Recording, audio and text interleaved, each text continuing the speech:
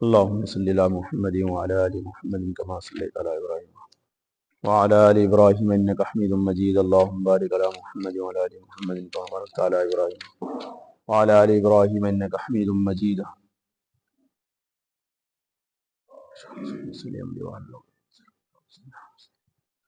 أعوذ بالله من الشيطان الرجيم. بسم الله الرحمن الرحيم. وقرن في بيوتكن ولا تبرجن تبرج الجاهلية الأولى وأقمنا الصلاة وآتينا الزكاة وأطعنا الله ورسوله إنما يريد الله ليذهب عنكم الرجس أهل البيت ويطهركم تطهيرا. واذكرن ما يتلى في بيوتكن من آيات الله والحكمة إن الله كان لطيفا خبيرا. صدق الله ومولانا العلي العظيم وصدق رسوله النبي الكريم ونحن على ذلك لمن الشاهدين والشاكرين والحمد لله رب العالمين. بسم اللہ الرحمن الرحیم. شروع اللہ کے نام سے جو بڑا مہربان نہایت ہی رحم کرنے والا ہے. اور اپنے گھروں میں قرار کے ساتھ رہو اور قدیم زمانہ جاہلیت کے دستور کے مطابق اپنے بناؤ سنگار کے ساتھ باہر مت پھرو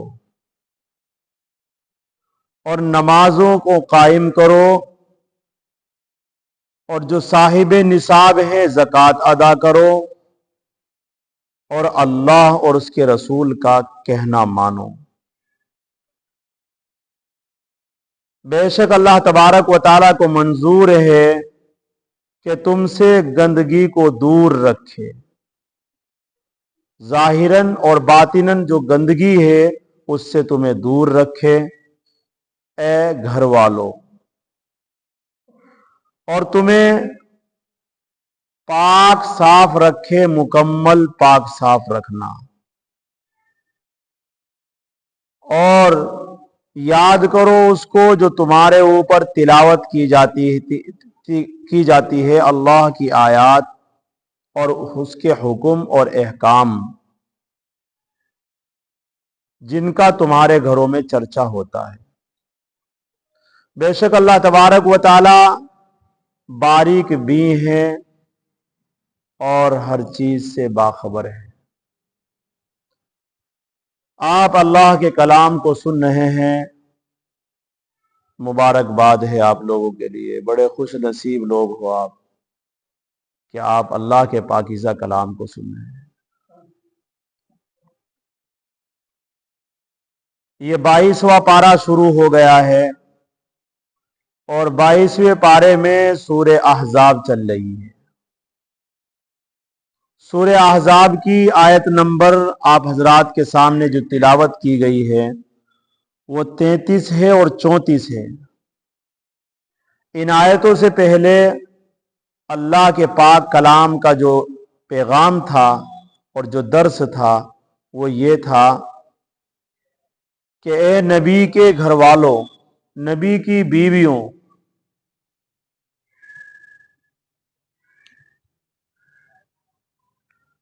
تم میں سے جو کھلی بے حیائی کرے گی تو تمہیں دوہنا عذاب دیا جائے گا، اور یہ اللہ پر آسان ہے. اور اے نبی کی بیویوں، تم میں سے جو کوئی اللہ اور اس کے رسول کی فرما برداری اختیار کرو گی، نیک عمل کرے گی، ایسے ہی اس کو دوہرا اجر بھی ملے گا. اور بہترین عزت کی روزی بھی ملے گی. اور یہ بھی پیغام تھا کہ نبی کی عورتوں، بیویوں، تم ایک عام عورتوں کی طرح نہیں ہو، بلکہ تم نبوت کے گھر میں ہو. اس لیے تمہیں پرہیزگاری، گناہوں سے بچنا بہت زیادہ کرنا پڑے گا.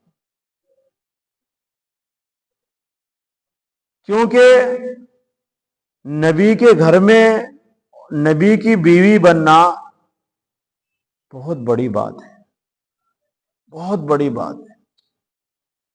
جیسے اللہ کا نبی بڑا ہے، اب اس کے گھر میں جو عورت بیوی بن کر آئی ہے، نکاح میں آئی ہے، وہ بھی تو بہت بڑی ہے. اور بڑوں کی چھوٹی غلطی بھی بڑی ہی ہوتی. تو اس لیے کہا کہ تمہیں پرہیزگاری اختیار کرنی ہوگی، اور غیر مردوں سے تمہیں دب کر بات کرنا ہے، ترس روح ہو کر کے بات کرنا ہے، لچک کے ساتھ بات نہیں کرنا ہے، کہیں کسی کے دل میں فساد نہ آ جائے. اور یہ پچھلا پیغام تھا. یعنی عورت کی آواز، جیسے نبی کے گھر والوں کی آواز پردہ ہے، حالانکہ وہ تو ام المؤمنین ہیں، ان کے طرف تو ذہن کسی کا جا ہی نہیں سکتا ہے، لیکن اللہ رب العزت ان کو مخاطب کر کے پوری امت کی عورتوں سے مخاطب ہے کہ تم اپنی آواز کو غیر مردوں کے سامنے مت ظاہر کرنے کی ضرورت آ گئی تو روکھی سوکھی زبان ہو، اجی وجی لگا کر کے، اور پوری گھی چپڑی اور چکنی چپڑی بات نہیں ہونی چاہیے، کہیں اس مرد کے دل میں فساد نہ آ جائے، خرابی نہ آ جائے. یہ سب عورتوں کے لیے ہے. آج کے سبق میں ارشاد فرمایا دوسرا پیغام پردے کے بارے میں، وَقَرْنَ فِي بُيُوتِكُنَّ، اور تم اپنے گھروں میں، اے نبی کی بیویوں، مخاطب ہوئی ہے، اے نبی کی بیویوں اپنے گھروں میں قرار کے ساتھ رہو. مطلب یہ ہے کہ عورت کو گھر میں ہی زیادہ رہنا چاہیے. عورت کے لیے اصل جو اس کا گھر ہے، اس کا مسکن ہے، وہ اس کا گھر ہی ہے. اصل مقام عورت کے لیے گھر ہے. جتنا وہ گھر میں رہے گی اتنی ہی عزت اس کو ملے گی، اتنا ہی شرف اس کو ملے گا. اور جتنی باہر پھرے گی عورت اتنی ہی ذلیل ہوگی، اتنی ہی گناہوں کے اندر ملوث ہوگی، اور اتنی ہی بری نظریں اس عورت کے اوپر پڑیں گی. تو یوں فرمایا وَقَرْنَ فِي بُيُوتِكُنَّ، تم اپنے گھروں میں قرار کے ساتھ رہو. زمانہ جاہلیت، قدیم زمانہ جاہلیت کے دستور کے مطابق اپنا بناؤ سنگار غیر مرد کو دکھاتی نہ پھرو باہر. قدیم زمانہ جاہلیت کا مطلب یہ ہے کہ مذہب اسلام سے پہلے عورتوں کا جو حال تھا وہ قرآن کریم بیان کر رہا ہے کہ عورتیں اپنے گھروں میں نہیں رہتی تھی، بناؤ سنگار کر کے، آدھے کپڑے پہن کر کے غیر مردوں کو دکھاتی تھی.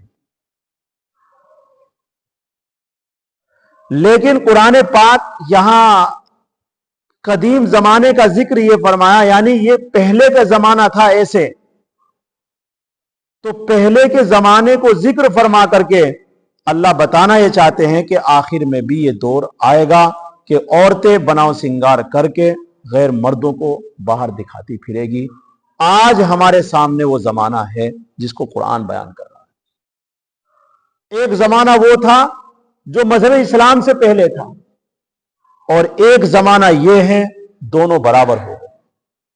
آج عورت اتنا باہر گھوم رہی ہے، اتنا بغیر ضرورت کے، بغیر کسی کام کے. ضرورت بہت تھوڑی ہے جو اس کے بغیر بھی کام چل سکتا ہے، اور باہر بے پردگی کے ساتھ پھر رہی، اور سارا بناؤ سنگار غیر مردوں کے لیے ہے. اپنے شوہر کے لیے کوئی بناؤ سنگار نہیں ہے، اس کے ساتھ تو لڑائی۔ اس وجہ سے زنا عام ہوتا جا رہا ہے، اس وجہ سے روزانہ کی واردات ہیں، روزانہ کے حالات ہیں۔ تو عورت کے لیے اللہ رب العزت نے یہ پیغام دیا ہے کہ سب عورتوں کے لیے، یہ ہمارے نبی کے گھر کی بات نہیں ہے، یہ تو پورے معاشرے اور مذہب اسلام میں رہنے والی ہر عورت کے لیے ہے کہ ولا تبرجنا تبرج الجاہلیت الاولى۔ تبرج کے معنی آتے ہیں ظاہر کرنا، نمایاں کرنا، ابھارنا، یہ سب معنی آتے ہیں۔ تو عورت یہ نہیں کہ صرف پردے کے ساتھ باہر نکل جانا، پردے کے ساتھ بھی باہر نکلنا یہ بھی خطرے سے خالی نہیں، وہ چاہے برقعے میں بھی نکل رہی ہو، لیکن ہاں ضرورت ہے۔ ضرورت کس بات کی؟ اپنے ماں باپ سے ملاقات کرنے جانا ہے، پردے کے ساتھ جا سکتی ہے، اس کی اجازت ہے، اس کی منع نہیں ہے، یہاں پر اس کی اجازت ہے۔ کوئی بیمار ہے، اس بیمار کی عیادت کے لیے جا سکتی ہے، کہیں میت ہے اس کی تعزیت کے لیے جا سکتی ہے، ایسے ہی بیمار ہے تو دوائی کے لیے جا سکتی ہے، ایسے ہی پردے کے ساتھ گھر میں کوئی کمانے والا نہیں ہے تو کما بھی سکتی ہے، مزدوری پر بھی جا سکتی ہے، لیکن رہے گی پردے کے ساتھ ہی۔ ان شرائط کے ساتھ عورت کو باہر نکلنے کی اجازت ہے، اس کے علاوہ نہیں۔ لیکن آج کل تو الامان والحفیظ بازاروں میں دیکھو بے پردگی کے ساتھ ہے، اور شادیوں اور پیلسوں میں تو حال ہی خراب ہے۔ فرمایا ولا تبرجنا تبرج الجاہلیت الاولی۔ زمانہ جاہلیت، قدیم زمانہ جاہلیت کے دستور کے مطابق اپنے بناؤ سنگار کو، اپنی نمائش اور اپنے ظاہری اعضاء کو باہر دکھاتی مت پھرو۔ کن اعضاء کا مردوں کے سامنے کھولنا جائز ہے، یہ سورہ نور میں بیان ہو چکا ہے۔ یہاں تو صرف اتنا ہے کہ باہر نہیں پھرنا۔ اللہ کے رسول صلی اللہ علیہ وسلم کے پاس کچھ عورتیں آئی، یا رسول اللہ ہم جہاد میں نہیں جا سکتی ہے، جہاد کی فضیلت ہم کیسے حاصل کریں؟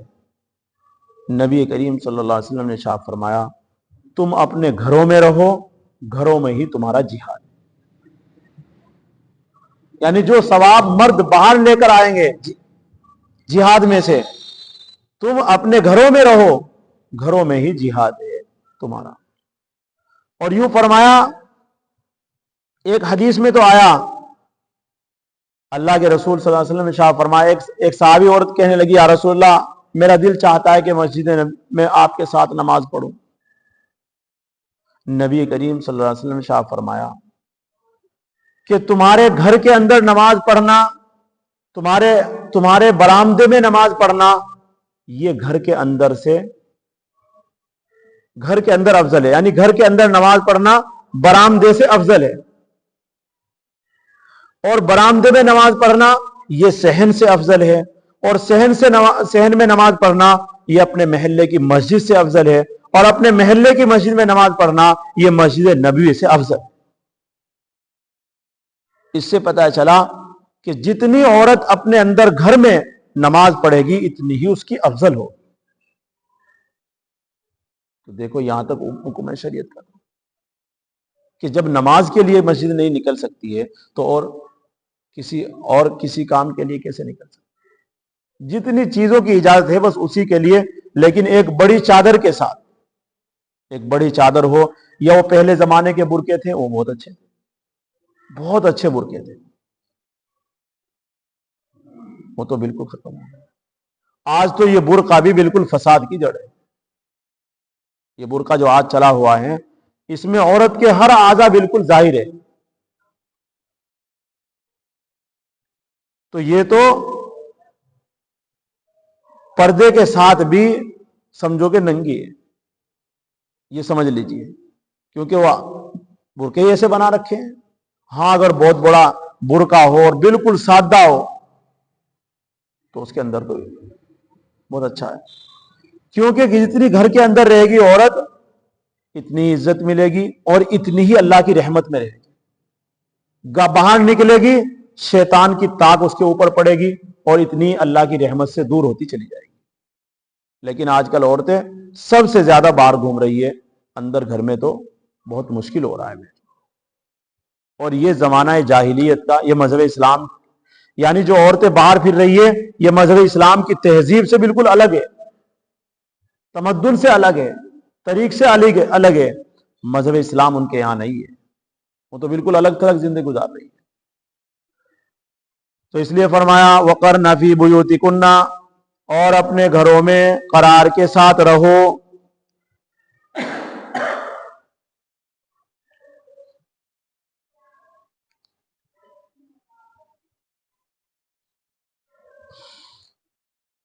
حضرت صلی اللہ علیہ وسلم کی بعثت اور دین اسلام سے پہلے کے حالات, زمانے کو جاہلیت سے تعبیر کیا جاتا ہے. یہاں جاہلیت اولا جو مراد ہوا ہے, جاہلیت الاولا, اس سے پتہ چلتا ہے کہ ایک آخر میں اور جاہلیت آئے گی جو اب دیکھنے میں آ رہی ہے.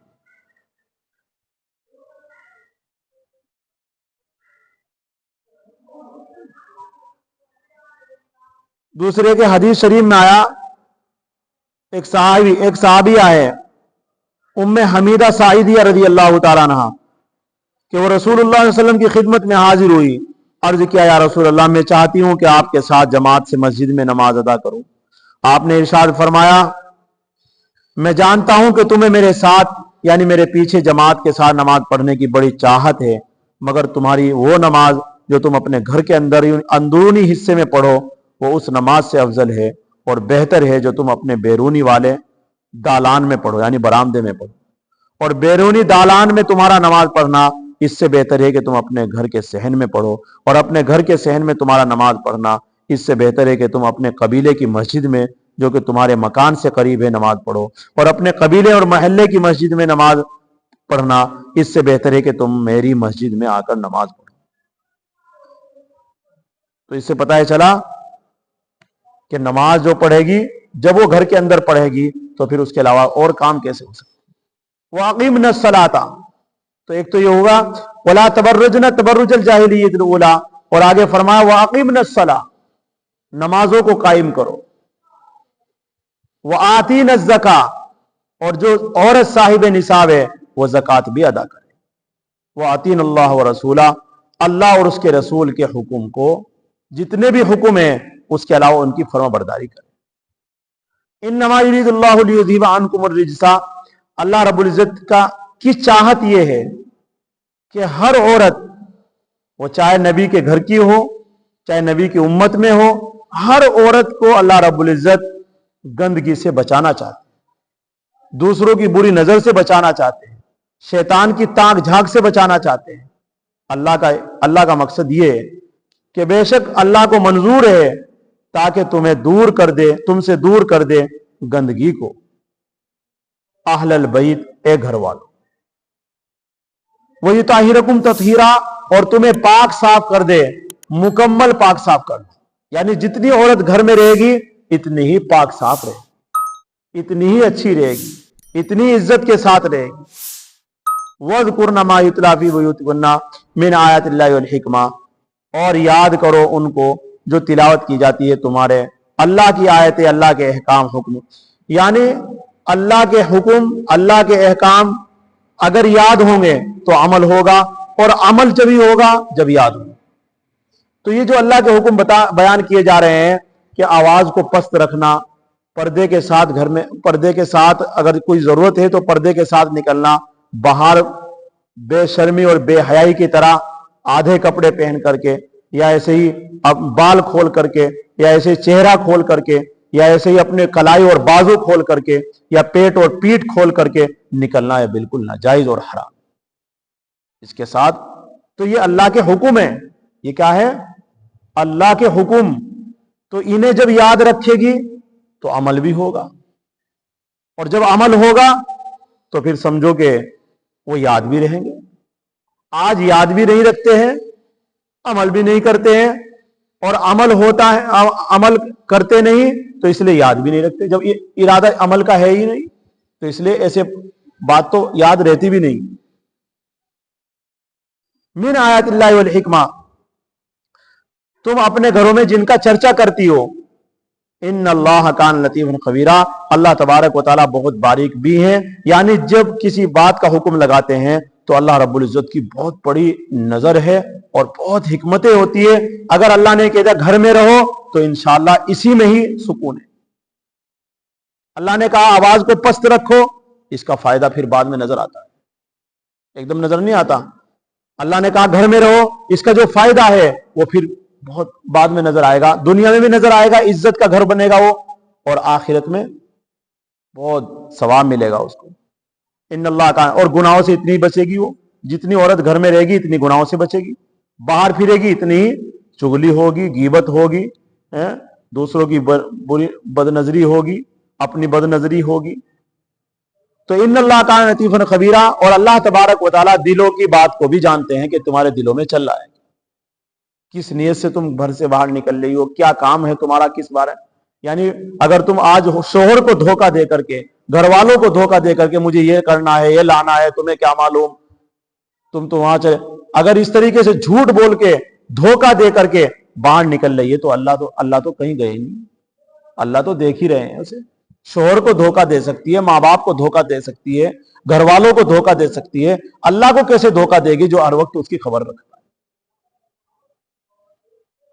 تو اس لیے اللہ تعالیٰ ہم سب کو، ہمارے گھروں کو اللہ دینداری عطا فرمائے، اور اللہ تبارک و تعالیٰ ہمارے گھر والوں کو اپنے گھروں میں قرار اور سکون کے ساتھ رہنے کی توفیق نصیب فرمائے۔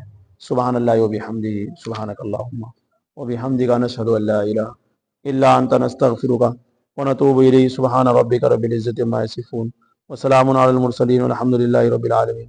جزا اللہ عنا محمد ما والہ صلی اللہ علیہ وسلم۔